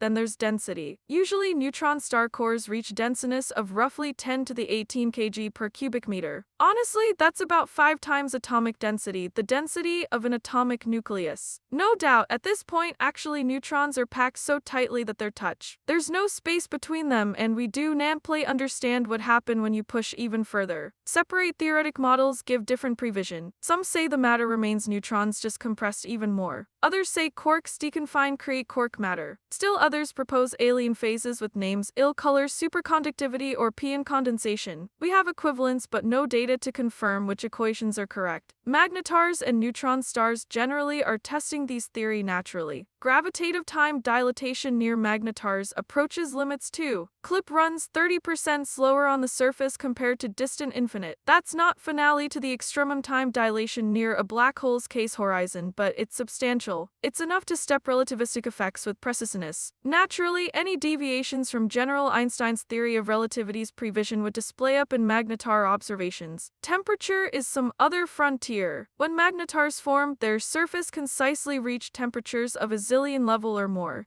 What we're seeing is, that's raging than any star's core. At these temperatures, thermal photons have energies corresponding to electron rest masses. Corpuscle antiparticle pairs pop into universe from thermic energy lone. The distinction between matter and radiation blurs. Rotation render yet another limit. Young magnetars can twist at respective century rotations per second. At these speeds, the equator is moving at notable fractions of light fastness. Stuff at the surface experiences enormous centrifugal forces fighting against sobriety, twirl much fast, and the magnetar would tear itself apart. On top of that, we're eyesight objects at the physical limit of how fast something can rotate without disintegrating. All of these limits converge in magnetars. Frankly, extreme magnetics, extreme density, extreme gravity, extreme temperature, extreme rotation, nowhere else in the creation except possibly inside black holes where we side black holes where we can and observe do so many extremum conditions survive simultaneously in one place. Here's why this matters. Magnetars are nature's extreme physics laboratories. Naturally, and they're telling us something important. The universe can scope these limits and sustain them at least temporarily. Our possibility foretell collapse, instability, breakdown, yet magnetars exist. They're stalls or stable adequate. Besides, this means our understanding, while incomplete, is at least approximately correct. We're on the right path. What we're seeing is, but there are a breadth of new physics lurking in the data. Often, small discrepancies, behaviors that do not quite match predictions. These hints might be measurement errors, or they might be the first cracks display in our stream possibility pointing towards something deeper. Clearly, every observation brings us closer to knowing which. Since 2016, astronomers have been tracking something peculiar. A repeating fast tuner burst origin designate FIR B 121 plus 65-2. Send out radio pulses at irregular intervals from a distant galaxy. Usually different most fast wireless bursts that fire once and disappear. This origin support pulsing sometimes lots of times in a time of day, then quiet for years, then burst again. Also, the pattern is chaotic, but it's not random. Statistical analysis shows structure. Look, the bursts clustered during sure periods. they debar others. There's a roughly 16-day cycle buried in the data, though not every cycle produces bursts. Whatsoever creates these signals is operating on a schedule we do not fully understand. In 2020, researchers tracked the beginning to a star-forming area in a galaxy half a billion light-years away. The precision location revealed it was near a monolithic maven or stellar remnant. The timing cycle matched what you'd expect from a binary scheme, two objects orbiting each other, and the best candidate for produce such intense tuner bursts remain a magnetar. Here's how it might piece of work. Plus, a magnetar orbits a more normal star, maybe a blue colossus or crack giant. As they orbit, tidal forces stress the magnetar's incrustation. Roughly every 16 days, the stress peaks when the stars are closest. This triggers starquake and magnetist flare. Some of these flare produce radio emanation that beams toward globe. And here's the thing, we see them as fast radio bursts, but not every orbit produce visible burst. The wireless beam or contract like lighthouse beams. They only hit globe if they happen to be pointed our way during the flare. Most flares produce beams pointed elsewhere. We miss them entirely. But here's what's interesting. This explains the insurgent pattern. The magnetar flare predictably, essentially, but we only see the ones that align correctly. Other repeating sources show various pattern. FEAR B 180 plus 57 has a about 157-day cycle. It bursts for respective years, then goes actually quiet for months, then bursts again. This longer rhythm suggests a different case of system, maybe a magnetar with a more remote fellow or a more complex orbital arrangement. Some scientists remain skeptical. They contend that not all repeaters fit the magnetar model comfortably. The energy outputs are sometimes too high. The burst durations are sometimes too short. Interestingly, there power be multiple types of sources producing repetition fasting radio explosion, and magnetars are just one possibleness. Usually, alternative theories include neutron star mergers that somehow do Namply merge or inkiness holes accreting matter in bursts, or even more exotic options involving cosmic strings. Though most physicists consider that unlikely, the debate continues because the data is hush limited. What we're seeing is, frankly, we have dozens of repeating sources now, but that's not enough to draw definitive conclusions. What's open is that repeating fast wireless explosion are giving us unprecedented access to studying whatever produces them. One burst look and vanish. We can and post data up sun and gather more data, but repeaters let us point multiple telescopes at the source and wait. When the next volley seed when ready, we can measure polarization, frequency construction, strength variations, all in exquisite detail. These complete observations are uncover complexity we didn't expect. Some bursts show oftenness drifting, wireless frequency changing during the pulse. Surprisingly, others show multiple subpulses clustered together. The discharge mechanisms must be elaborate, involve complex magnetic battlefield structures and particle quickening processes. These observations constrain how magnetar magnetic fields are structured. If magnetars are responsible, the field of battle can't be a simpleton dipole north and south pole configuration. It must be twisted, braided with multiple active regions that can produce independent wireless beam. Usually this matches theoretical prevision about how magnetar field germinate over clip. And here's the exciting part. Surprisingly, we're determination more repeaters every calendar month. As scope sensitivity improves, fainter root get visible. Each new repeater adds data point. Patterns emerge, and with adequate pattern, we'll finally crack the code. Let me put it this way. We'll understand not just what create these bursts, but why they repeat. Actually, what drive the cycles and what it tells us about magnetar behavior. We've traveled across the extremes from magnetic fields that crook light to denseness that warp clip itself. What's more, from starquakes that outshine galaxies to radio signals that mark cosmic voids. Sometimes we've seen how magnetars form, how they rage, and how they power eventually die. But there's one truth underlying everything. Besides, one realization that change how we see the universe. We're fragile, unimaginably frail, and the creation does not care. A magnetar 50,000 light-years away can flood our planet with radiation. A flare we cannot foretell, not for close, and not last if it's strong enough. Here's why this matters. Clearly, our entire technological civilization, everything we've make, depends on stable conditions, stable radiation levels, stable magnetic fields. stalls climate. One major magnetar flare aimed our way and that stability evaporates. But here's what keeps scientists up at dark. Magnetars are just one threat. The world incorporate countless others. Inkiness hole, gamma ray bursts, supernova explosions, star-shaped impacts, solar flares. Often, we live in a shooting gallery, and we've been lucky so far. Earth has had 4 billion years to develop composite life. In that time, no nearby magnetar has fired at us directly. No gamma ray salvo from a demise star has sterilized our surface. We've dodged every bullet. How much longer will our luck hold? Sometimes chance says it will hold for a hanker clip. The galaxy is immense. Think about it this way. Grievous objects are comparatively rare. The odds of a ruinous event in any given year are vanishingly small. But over a million of years, those betting odds accumulate. Over a million of years, they become certainty. Someday somewhere, Earth's luck will run out, unless we've already left. Clearly, the ultimate lesson from magnetars is not about magnetars at all. It's about the necessity of becoming a multiplanetary species. If humanity stiff confined to one world, we're one cosmic accident away from extinction. A magnetar flare, a asteroid strike, anything could end us. Generally, but if we spread across multiple star systems, no ace event can eliminate us. Magnetars teach us the existence operates at scales and energies beyond our imagination. Really, objects exist that can liberation more powerfulness in a second than civilizations use in millennia. Forces subsist that make our strongest engineering look like children's toys. And these force, they're not rare exceptions. They're part of the touchstone cosmic landscape. Usually, every time we discover a magnetar, every time we discover a fast radio burst,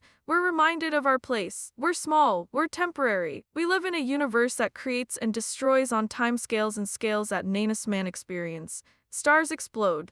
Black holes collide. Truth is, magnetized fields twist space itself into knots. And through it all, life clings to tiny rocky worlds, trust the chaos passes them by. The reality is, but here's the paradox. That same violent universe created us. The heavy element in our bodies came from stellar explosions. The energy that powers life came from a star. The magnetic field protecting world come from a molten primary, a small-scale version of magnetar natural philosophy. We're made from cosmic violence. We exist because of it. Magnetars are not anomalies. Without question, they're not glitches in realness. They're reality showing its complete range. The universe can be gentle, allowing planets like World to orbit stable stars for billions of years. But it can also be catastrophically violent, creating objective that bend and happy chance every rule we maintain was unbreakable. Here's why this matters, and maybe that's okay. Perhaps the existence needs both. The lull area where life can emerge and the violent regions that forge the component living requires. But here's what's interesting. Look, the balance between creation and destruction played out across cosmic clip. Truth is, we're here now in this moment on this planet looking up at a sky make full with wonders and terrors. Magnetars pulsing in the shadow, unseeable to our eyes but blazing in X-rays. They remind us that the universe is larger, stranger, and more dangerous than we can amply comprehend. But they as well remind us that we're capable of understanding. We've detected these objectives, measured their properties, built hypotheses that explain their behavior. We've taken the most extreme phenomena nature produces and turned them into science. That's remarkable. That states something about what Homo minds can achieve. Interestingly, so yes, magnetars are terrifying. Their objective of pure extremity force every physical law to its breaking point.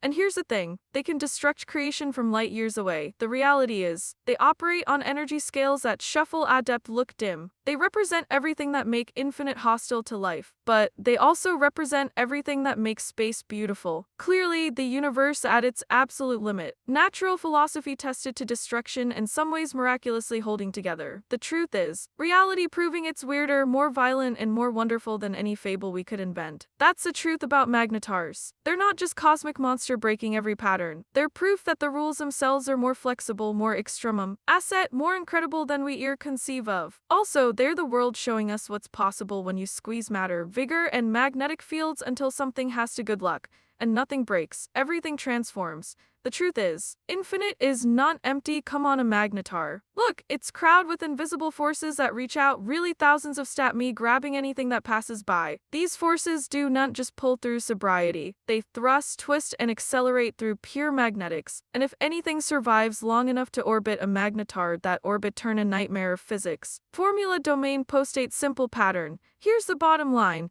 Soberness pull inward, velocity transport you forward. The balance creates an ellipse. planets, area, stars, moons, orbits, satellite. The math is clean, predictable. Newton figured it out 300 L ago. Mastermind refined it. Certainly, but near a magnetar, those clean equations collapse under the weight of extreme magnetism. Here's what happens. Take a hypothetical star shape somehow surviving in domain around a magnetar at a distance of 1000 mi. Gravity tries to clench it in a stall's path, but the magnetic field interferes. And most asteroids do. The field tugs on it, not uniformly. If the asteroid contains any iron or nickel, separate parts of the asteroid experience various magnetic force depending on their composition and orientation. This makes torque. The asteroids start acrobatics. Its rotation becomes chaotic, unpredictable. The tumbling changes how magnetic forces act on it. Sometimes the field accelerates it, sometimes it breaks. The sphere destabilizes. Often, over days or work week, the star-shaped either spirals inbound, crashing into the magnetar surface, or acquire flung outbound, escaping into interstellar infinite. Think about it this way, but that's assumed the asteroid stays solid. Here's the deal, at 1000 mi, the magnetic field posture still exceeds 1 billion Gauss. Frankly, any material with magnetic properties experience monumental internal stresses. Atomic number 26 crystals align with the field, create strain. If the asteroid has any structural weaknesses, any cracks, the magnetic tension rips it apart. The asteroid becomes a cloud of fragments, each following its own chaotic path. Scientists have modeled what a dust disk around a magnetar would look like. The solution is disturbing. Nothing core set in stable orbit. Material constantly falls inward or gets ejected. Interestingly, the disk would be ephemeral, constantly replenished by magnetar flare ejecting surface stuff, perpetually depleted by magnetic forces clearing it away. Any observer would see a shimmering ring of doomed affairs spiraling and fragmenting in real number time. Of course, could a satellite survive come on a magnetar? The answer is almost certainly no. Any planet close enough to be interest would be tidily locked, one face ear toward the magnetar. That look would receive constant bombardment from radiation and particle winds. The ambience, if there was one, would be stripped away in age. The magnetized field of battle would induce tremendous stream in the planet's core and crust, heating it from within until the surface melted. Even far away, maybe millions of miles out, where the battlefield weakens and radiation becomes survivable, there's still a problem. Really, magnetars do not breathe vigor steadily. They flare unpredictably. A planet that survived for decades in a stall's orbit could be flash fry without admonition when the magnetar erupts. Any ecosystem that somehow evolved would be sterilized repeatedly, reset to zero each clip. But here's the truly unknown portion. Some neutron stars, perchance including inactive magnetars, do have planetary system. We've detected them. Tuner pulse from pulsar display timing. Actually, fluctuation caused by orbit objects. These planet area at distances of millions of miles, far enough to avoid immediate destruction. Notably, they're not original planets from before the supernova. Here's the deal, they formed afterward from the debris disk. Often, this means planets can form about neutron stars. Frankly, and if they can establish around fixture neutron stars, mayhap they can form about magnetars during the dormant phase after the magnetic battleground has decomposed. At the end of the day, these worlds would be darkness, frozen, bathed in X-rays, or else of visible light, but they'd exist, soundless witnesses to the violence that create them. And if planets can exist, what else power survive out there? August 26, 2008, uranologists detected a supernova in a nearby galaxy, NGC 641. About 13 billion light-years away. They designated it SN 208d. It appeared formula at first, a massive star exploding, brightening quickly, then outset its slow slicing. Telescope tracked it for workweek, touched on procedure. To be honest, but this, more or less, supernova did not fade ordinarily. What we're seeing is, after the initial decline it brightened again. Then it stayed vivid, far too bright for far too long. Look, something inside the expand debris was pumped zip into it, making it glow like it had a hidden powerfulness source. Scientists scrambled to explain what they were seeing. The answer get clear through careful analysis of the visible radiation spectrum and energy output. Usually a magnetar had formed in the explosion. The reality is, not just any magnetar but one of the fastest spinning, most gumptious objects ever detected. It was rotating roughly 1,000 times per sec. Here's why this matters. So fast that its equator was moving at 20% of light speed. This magnetar was newborn, perhaps hours old when we first saw it. As it spun, its massive magnetic battleground acted like a brake, slowing it down through magnetic dipole radiation. The rotational energy, enormous measure of it, change over into electromagnetic radiation. This radiation heated the surrounding supernova debris from the interior, devising the unit thing glow far brighter than it should. Without question, scientists calculated the numbers and they were staggering. The magnetar was released more energy in a one sort of day than our star releases in 100,000 years. Really, all of it coming from spin down. The object was literally spinning itself to expiry, bleeding rotational vigor into space through its magnetist field, and we were watching it happen in real number time. This discovery confirmed theories about magnetar birth. We'd suspected young magnetars spun incredibly fast, but we'd ne'er caught one fresh from formation. Sen 208D gave us a front row seat. Every watching revealed new details. The spin-down rate stayed us the magnetized battlefield strength. The smartness told us the vigor output. The spectrum told us what the surround stuff was made of. Over the followers' eld, astronomers continued watching. The supernova oddment gradually faded as the magnetar slowed down. Without question, the spin time period increased from 1 millisecond to several milliseconds.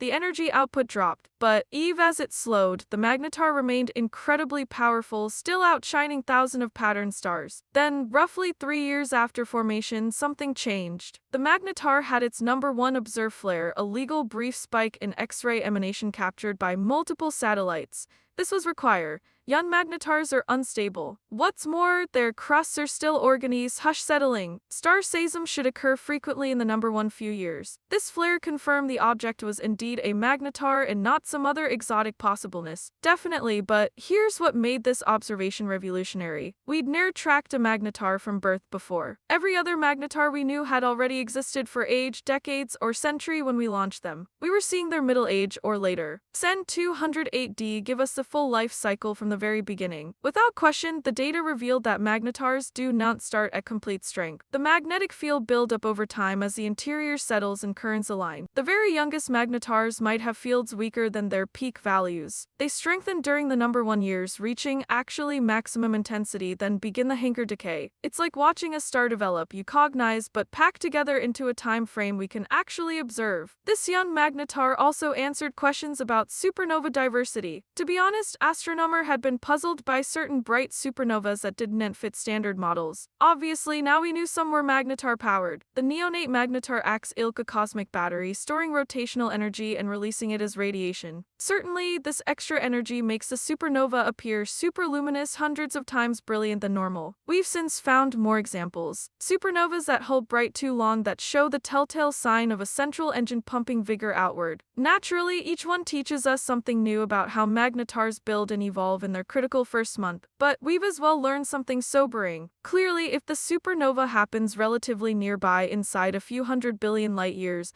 we can only observe this operation. Let me put it this way. Further away, the details fuzz. We might miss the magnetar signature entirely. Besides, this means there could be 100 or chilliad of young magnetars forming every year across the existence, and we're only seeing the nigh ones. Each birth is a cosmic drama. A massive star dies, its core collapse, and for a brief moment rotate 1,000 times per second, a magnetar blazes to life. In fact, August 17, 2017 gravitational wave detector sends something extraordinary. Here's the deal, two neutron-adept mesh in a expiry spiral for billions of years finally collided. The merger go on in a colt's foot 130 billion light-years away. Telescopes crossways Earth swivel to observe. What they saw changed uranology forever. The hit produced gravitational waves that rippled through space-eme. It created a kilonova and detonation powered by radioactive decay of heavy elements. Clearly, it sent out gamma rays, X-rays, tuner waves, every type of radiation we can discover. The observations confirmed decades of possibility about what happened when neutron ace merge. But here's the question that haunts scientists. What if one of those neutron stars was a magnetar? What if instead of two ordinary neutron stars meeting,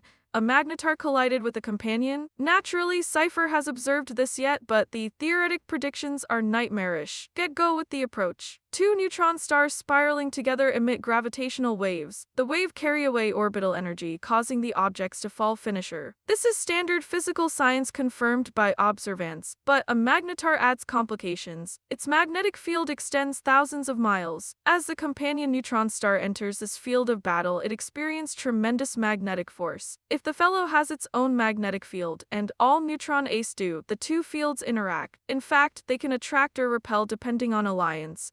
the area become unstable. Definitely, or else of a smooth helix, the neutron stars might experience sudden accelerations or decelerations as their magnetized fields lock and unlock. The gravitative wave signal would display irregularities, stutters in the frequency expands. The magnetic interaction heats both objects. Currents induced in their crust from passing through each other's fields generate thermal energy. So, what does this mean? The surface's luminescence bright. Material might even be ejected before the existent collision, blown off by magnetic pressure. This pre-fusion emission would be a unequivocal signature telling observers that at least one object is a magnetar. What we're seeing is, then comes the collision itself. The wallop lasts milliseconds. Two spheres of ultra-dense matter, each 12 m actually across, slammed together at major fractions of light velocity. The Vigor release is inconceivable. Think about it this way. Temperature range trillions of degrees. Magnetic fields compact, reaching strengths that should be impossible even for magnetars. In those milliseconds, several things can happen. Often, if the combined mass is below the maximum for neutron adept, roughly 2.4 to 3 times the mass of our star, depending on the equality of state, the merged object power survive as a hypermassive neutron ace. It would be unstable, spinning incredibly fast, but it would not immediately collapse. This hypermonolithic remnant would have a magnetized field make by merging two fields. If one was a magnetar battleground, the result could be a field of battle even stronger than either original. For seconds or minutes, the creation would contain the strong magnetic field ever create, powerful enough to affect space-time geometry directly. But this say not last. The hypermonolithic neutron star is support only by rapid rotation. No doubt, as it radiates gravitational waves and electromagnetic energy, it slows down. Centrifugal support decreases, gravity win. Notably, the objective collapses into a black hole. The collapse happens fast. In less than a second, 12 m of magnetar becomes a singularity surrounded by encased horizon. The magnetized field does not disappear instantly. It's frozen into the remaining stuff outside the event horizon, the accretion platter of debris. This magnetized disk can powerfulness jets, beams of particles, and radiation shot out along the rotary motion axis. These squirt might explicate some gamma ray burst. The short circuit continuance burst lasting under 2 seconds seed from neutron star mergers.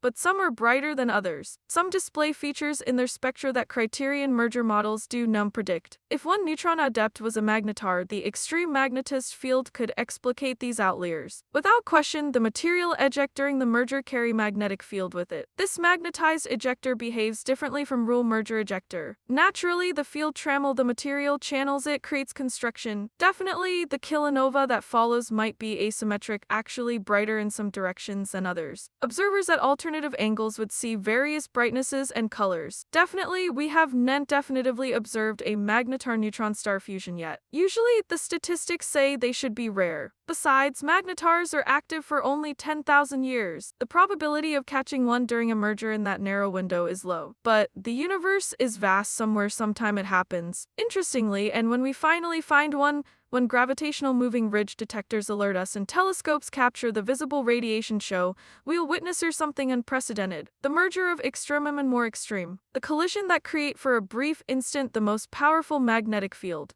the universe can generate. In the desert of South Africa, a forest of antennas point skyward. Surprisingly, this is Meerkat, one of the most sensitive tuner scope arrays ever built. 64 dishes work together, combining their signal to see things no single telescope could detect. And among its many targets, it's hunting for something specific. The lull whispers between magnetar flare. On top of that, most magnetar observations focus on the dramatic. The Colossus flares, the X-ray bursts, the event that light up detectors across the electromagnetic spectrum. But between these outbursts, magnetars are not soundless. They emit calm radio wave, weak but detectable if you know where to aspect and how to listen. Usually, these wireless emissions are diverse from flare-associated bursts. Let me put it this way. Without question, they're persistent, always there, pulse at the magnetar's rotary motion period. Scientists call them quiescent wireless emission. The term is misleading because there's not a lull about a magnetar. What's more, compared to a giant flare, this emission is a whisper.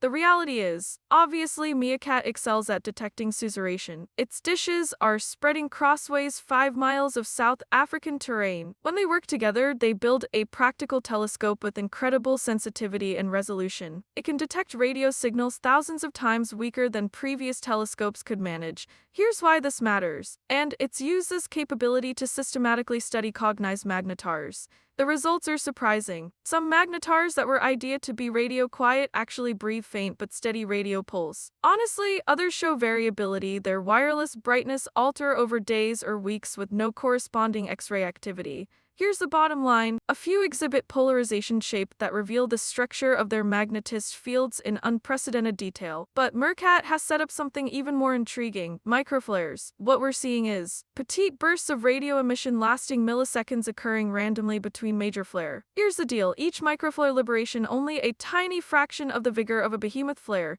but they pass off frequently, sometimes dozens per day, and they're telling scientists something key about magnetar magnetospheres. The magnetosphere is the region about a magnetar where the magnetized battleground dominates. Charged particles get pinned down, spiraling along field line. The magnetosphere broaden hundreds of miles from the surface, unseeable but constantly active, and these microflare look to be made by small-scale magnetic reconnection events in this region. Think of it like lightning. A thunderstorm builds up complete separation. Truth is, eventually the electric battleground becomes strong enough to ionize air, creating a lightning bolt. Magnetar magnetospheres work similarly. Magnetic emphasis build up. Battlefield lines twist. Eventually, a small region becomes unstable and reconnects, releasing a volley of zip as a microflare. By studying thousands of these microflares, scientists are mapping magnetosphere in detail. Interestingly, each flare states them about field posture, field geometry, and plasma density at the location where it occurred. It's like doing tomography edifice, a three-dimensional picture from many somebody data point. Of course, this work is revealing that magnetar magnetic fields are far more composite than early framework suggested. They're not simple dipoles with union and south poles. In fact, they're writhed knot with multiple active agent regions. Some areas are relatively stalls, others are constantly reconnecting. The battleground is dynamic, evolving on clip scale of days to weeks.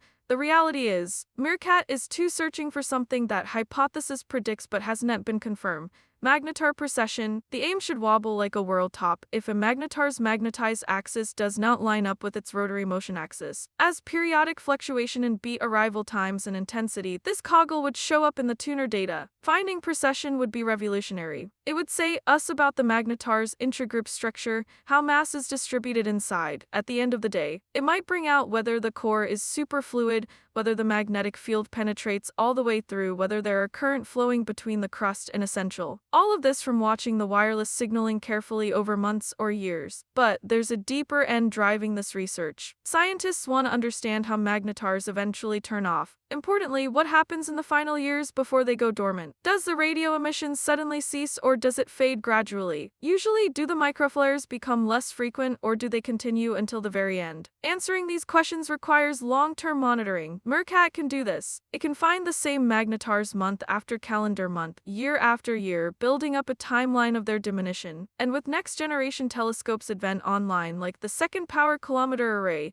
which will be 50 times more sensitive, we'll be able to track even the faintest whispers. The goal is to catch a magnetar in the act of dying to observe the transition from active to torpid in real number time. No entity has done this yet. Basically, what's more, with telescopes like MERCAT watching, we power in the end witness the end of a magnetar's violent reign. There's a scenario that keeps astronomer awake. To be honest, not probable but possible, not likely but not impossible. What's more, a uncovering that would force us to rethink everything we cognize about magnetars and maybe about physics itself. And some scientists think we might be close to determination it. Imagine this. A radio telescope detects a signal. Not random noise, not a glitch, a pattern repeating at accurate intervals. The pattern is complex, too complex to be natural. Certainly, it shows construction, organization, info, and its advent from a magnetar. Often, the contiguous chemical reaction would be skepticism, instrument malfunction, interference happens. Actually, shape appear noise that are not really there. The man brain is wired to find pattern even in randomness. Every researcher would assume it's an error.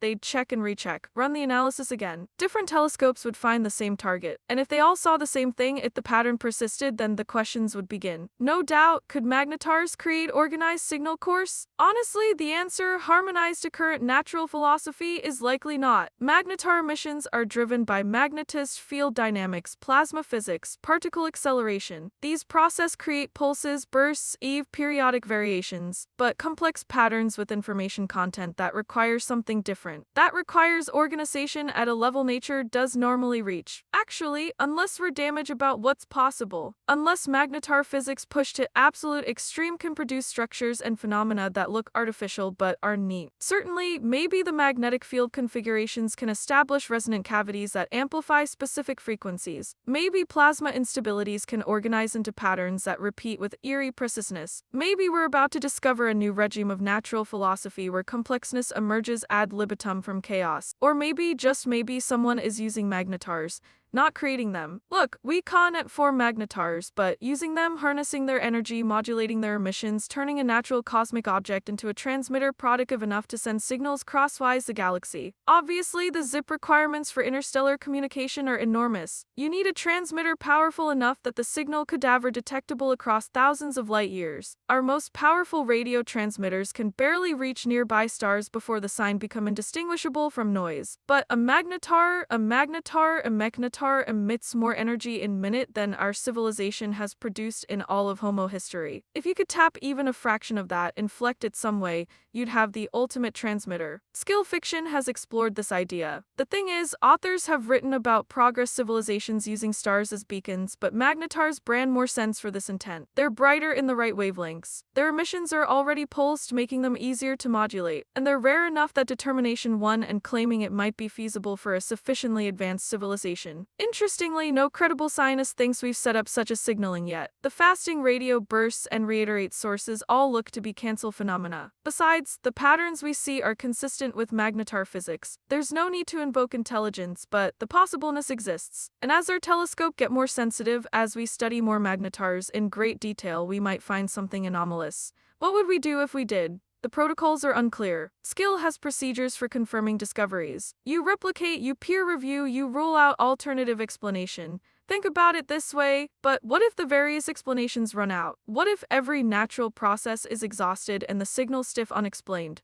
What we're seeing is, the implications would be staggering. It would mean we're not alone. It would intend intelligence exists at a grade capable of manipulating neutron stars. Certainly, it would mean the universe contains civilizations so far beyond us that we're like ants trying to comprehend nuclear physics. And it would mean they're out there possibly waiting. But there's another possibleness that's equally unsettling. What if we find evidence of magnetar technology that's old? What if we detect patterns in magnetar emissions that are clearly artificial but haven't changed in millions of years? That would mean the civilization that created them is gone, dead, extinct, leaving ours only their monuments and the establish of modulated stellar corpses. That scenario carries its own munition. If a civilization advanced decent to harness magnetars can go extinct, what chance do we have? What killed them? Was it war, environmental prostration, a cosmic disaster they could not prevent despite all their technology? Or did they transcend, upload themselves into virtual realities, leave the physical universe buttocks? Usually we'd be staring at in solution we sun and construe. The thing is, these are the thoughts that thrust some researcher to keep searching, not because they require to find anything. The existence is vast, the odds are astronomical, but because not look for seems worse. If there's even a 1 in a million chance that magnetars are being used, that intelligence has touched these objects because we need to know. Now, here's where it gets good. And so the telescopes watch Meerkat in South Africa, fasting in China, the Very Large Array in New Mexico, tons of others, all gathering datum, all analyzing sign from magnetars and other neutron stars, looking for patterns, looking for anomalies, look for anything that does not fit. Most likely they'll discover nothing. Magnetars will stay what we think they're. Cancel objects, extreme but comprehensible. Sometimes, the universe showing off its raw power without purpose or meaning. But the search proceed, because the day we stop looking is the day we take that we are alone, that intelligence agency is rare and brief, that the world is just physics playing out across time and space with no one to witness it except us. And maybe we're not cooked to accept that.